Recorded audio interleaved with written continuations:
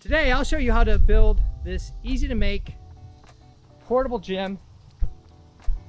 It's like an Olympic ring gym setup, fully adjustable, on the fly.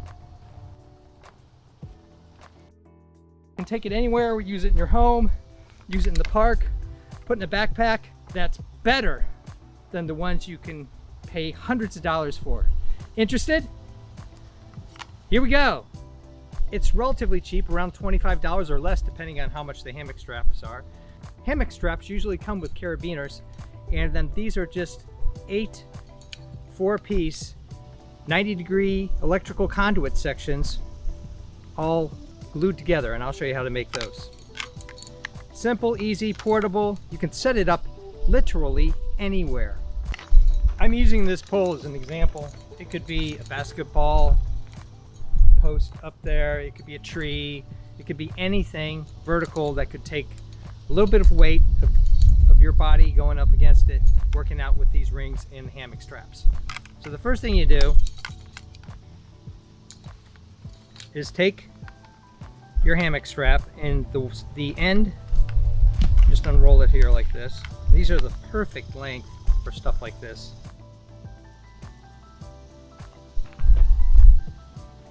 There you go.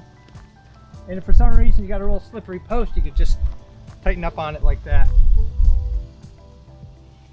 Now this one, you want to put it on the opposite side. You want to have a little spacing. And these hammock straps are really strong and they work really great for this kind of thing. Run it around here like this. I'll drop that one there for a second. Flip the carabiner in and then just clip it to the station for the length that you want. You want it short, you want it long, something like that. Now, the advantage you have with this design over a regular Olympic wooden ring is you got these grips here where the connectors are. You can either go here with this curved grip or more the flatter grip. And get the other one connected. And so you count down, and that is between the third and the fourth one. 1, 2, 3, right there. And just clip it in. As you can see, it doesn't take any time at all to set this up, and then you're into your workout. You can go down, you can bring it up now. And here I'm using a curve on one side and the flat here. But you're using your own body weight to work out. You're the human gym. And I like the 3/4 inch, that's the inside diameter. The outer diameter is little over an inch. So for me and for most people, this is going to be the best width. And you just kind of hold it. Some people tape these up. I like the fact that I can switch between a flat grip like this, with the nice holds here, to a curved grip on the fly. You can easily adjust this by just pushing it down like that to change the dynamic and the orientation of the workout. For comparison purposes, this is 1/2 inch 90-degree segments. If you had smaller hands, you could go with this. It's a little cheaper. It's about 50 cents a piece. So this ring here would cost you about $2. This will cost you about $3. And then as comparison is the Big Daddy. This is 1 inch. This is too big for the hand for most people. And these cost $1.25. So you're in about $5 for this one. There's the 1/2 inch. And here is the 3/4 inch. I think a good compromise is the 3/4 inch. It gets you a handle that's about 1.2 inches in thickness. It's a little thicker here.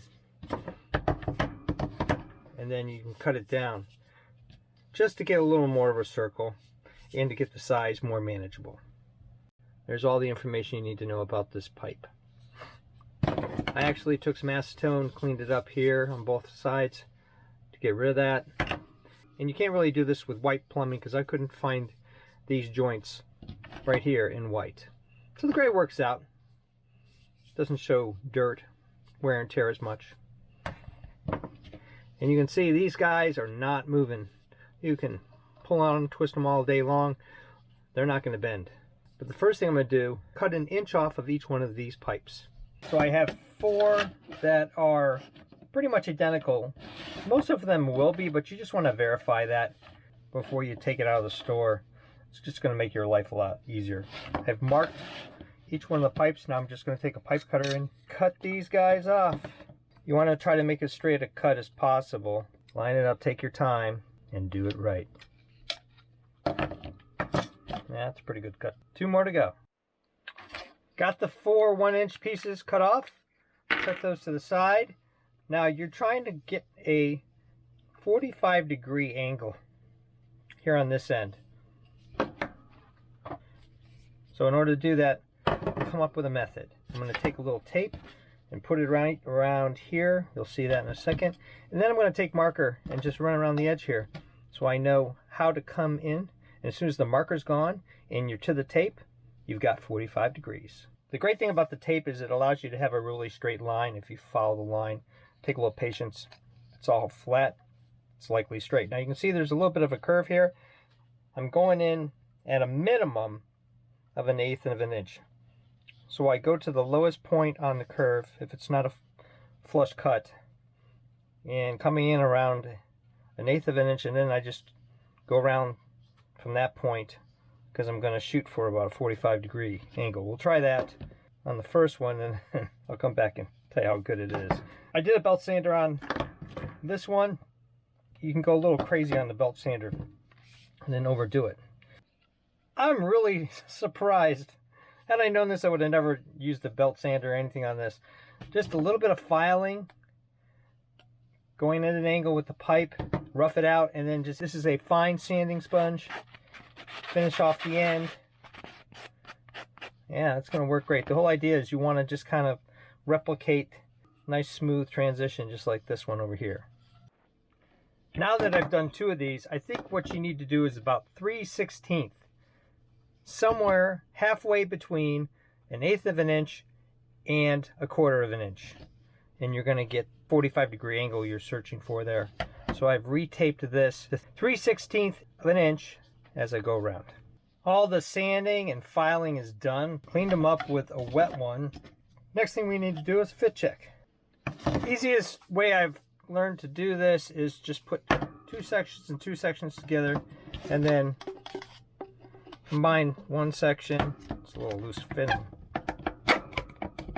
The last section is going to be kind of hard. Now you can see where I kind of have a little bit of a warpy thing going on here, and that's fine. You could actually do that and it'll give you a different kind of experience, but I'm going to flatten it out by just pressing it down, making sure all the joints are in place.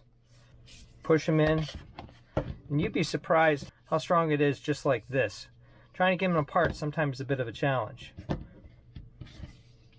Well, by the way, the secret to that is get somebody about your size holding on to one side, you hold on the other side, and then just pull on one joint. If you try to pull it any other way, it's just not going to work for you. Once it's all flat, or if you want that warpy thing, you can do the warpy thing. Now you're going to mark it, and all I'm going to do, I'm going to start right here, and I'm going to run a short line there, and then just put a 1 and a 1. Go to this next joint, follow the line, 2 and a 2.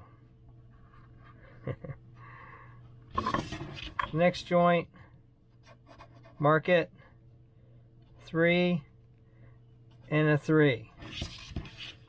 And then the next joint, or the last joint, mark it, 4 and a 4. You can also go across like this. And I think I'll do that just to give you an exact location on when you glue these up.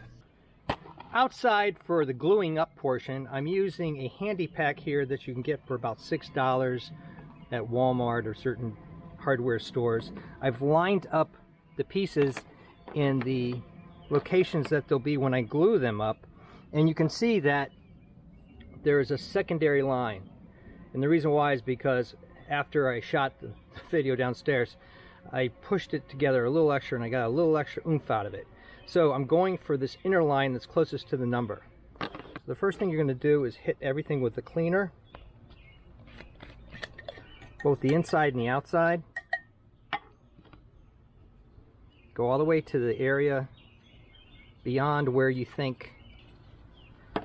Luck would have it, all the noise is gone as soon as I started filming. That doesn't usually happen. Usually it's the other way around. Alright, so it's all done. Let that dry for just a tad. And then I'm going to do the glue. Now, most people will say glue both sides, and that's fine. I'm going to have a paper towel ready to wipe off the extra glue. I'm going to do the inside of the connector. Make sure there's plenty in there. I'm going to do one at a time. So push that guy in there, get him real close, and you got to hold it because sometimes it will stretch out. And if I did this right, it will be nice and flat. And in a couple seconds, 30 seconds, it seems like it's set. So you want to make sure this is set before you go on to the next joint. Doing the same thing here, making sure we got plenty of, bring it up right to the edge here. The other one had a little bit of a gap. Put it together, push it in. The second line, hold it. And that one's in place. Now, here's the tricky one. You got to do this end and this end at the same time because you're going to put them together. So this is, as we say in the climbing business, the crux. A little more in here. Plenty of glue, but get it up here so it slides down on it. So put to that side. Okay, you got a little bit of time, but you don't want to mess too long. So you slide that one in, get it close. Slide this guy in. Push it down. Wipe out the excess. You can flatten it on the table at this point. I'm going to try to do a couple little last minute adjustments, maybe. That's nice and flat. I'm happy with that. All the joints seem to be good. And you've got, I know, it's more of a circle square. But I like the grippiness of the sides and the option of either going with the nice smooth curve or the nice grip here to maybe hold on a little bit. Now I'm just going to take some acetone and wipe off all this labeling on the various sides, and then we're ready for the next step, which is to put it all together. This is the first in a series of videos I'm going to make using these rings. I'm really happy how they turned out. I like the flatness and the curved option and how you can quickly switch from one to the other. I'm even surprised myself how easy this build was. I had some ideas that were even more complex than this, and it came down to this easy strap, easy to change on the carabiners. Just love it. Got some ideas where I'm going to suspend these from the ceiling and come up with a whole bunch of other exercise workout devices. Why go to the gym when you can make something like this and use it everywhere? No excuses. All you need is a post or a door or something that's going to hold up to you going and using your weight against it. Thumbs up and comments, always appreciated. Thanks for watching. If you come up with any other ideas for this design, please post them below and I'll see what I can do. It really has a lot of potential. And if you're interested in sports builds, making, breaking things of all kinds, home repairs, cosplay, I do it all. Check out my channel and please subscribe. You never know what you're going to see.